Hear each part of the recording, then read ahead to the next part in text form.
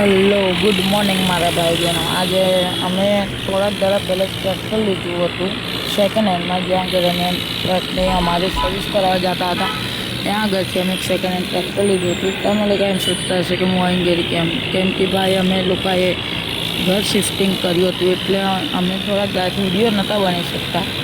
અને આજે અમારે સરસ દિવસ છે તો અમે અમારા ટ્રેક્ટરને મોડિફાઈ કરવા નાખ્યા છે. આની અંદર પહેલાં થોડાક ટાયરો હતા જાડા આનીથી, એ ટાયર અમે વેચી અને આનો થોડો ઘણો ખર્ચો કરી દીધો મશીનનો. અને હવે આની અંદર બમ્પર અમે બધું ચડાવી દીધું. તો અમે લોકો ગેરેજે પહોંચી ગયા હતા. ગેરેજે પહોંચીને અમે લોકો આનો ખર્ચો કરી દીધો. આની અંદર અમારે જેવા તેવા ટાયર નહીં નાખવાના. હું તમને કહીશું ને કે કેવું મોડિફાઈ કરાવવાનું છે.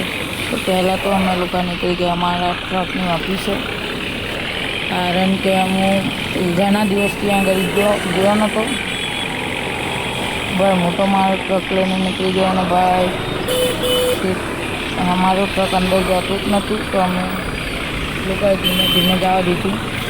અને ભાઈ અમારો ટ્રક તો અંદર જતું જ નહોતું તો અમે લોકોએ ટ્રકને બહાર જ ઊભું રાખવાની વિચાર કરી. ટ્રકને ધીમે ધીમે અમે આ બાજુ સાઈડમાં કરી પાર્કિંગમાં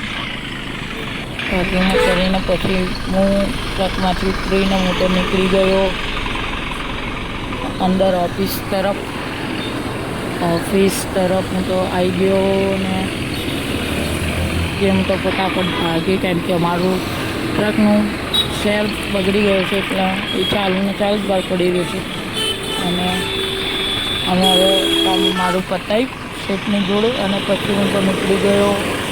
મસ્તી કરતાં હું તો નીકળી ગયો મારા ટ્રક તરફ હું તો નીકળી ગયો. અને આ બાજુ મારું ટ્રક પડેલું હતું અને કાલ છે અમારું પહેલું લોડ, એટલે તો પહેલાં તો હું નીકળી ગયો મારું ટ્રક લઈને. ઘણા લોકોએ અમારું જૂનું ઘર દેખેલું નહીં એટલે હું એ લોકોને મારું જૂનું ઘર પણ દેખાડી દઉં. એટલે પછી નીકળી ગયા ગેરેજ દ્વારા જ રસ્તા થઈને અમારા જૂના ઘર તરફ અમે નીકળતા જતાના રસ્તામાં ટ્રાફિક બહુ હતું એટલે તો પછી ફટાફટ અમે લોકો ધીમે ધીમે ટ્રક નીકાળી અને પછી ગાડીને ઓવરટેક કરીને નીકળી ગયા. અને આ છે અમારું જૂનું ઘર. અમે પહેલાં અહીં ઘરે રહેતા હતા અને જ્યારે હું અહીં જ રહેતો હતો ત્યારે જ મેં મારું સેકન્ડ હેન્ડમાં ટ્રેક્ટર લીધું હતું મહિન્દ્રાનું.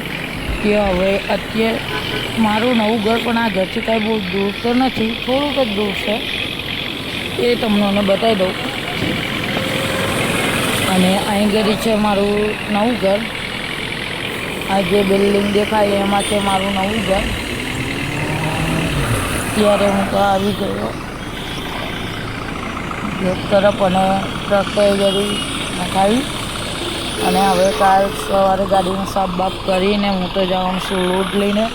અને ગાડીને મોડિફાઈ થતા મિનિ 1 મહિનો જેવું લાગશે. અને આજના બ્લોગનું એન્ડ.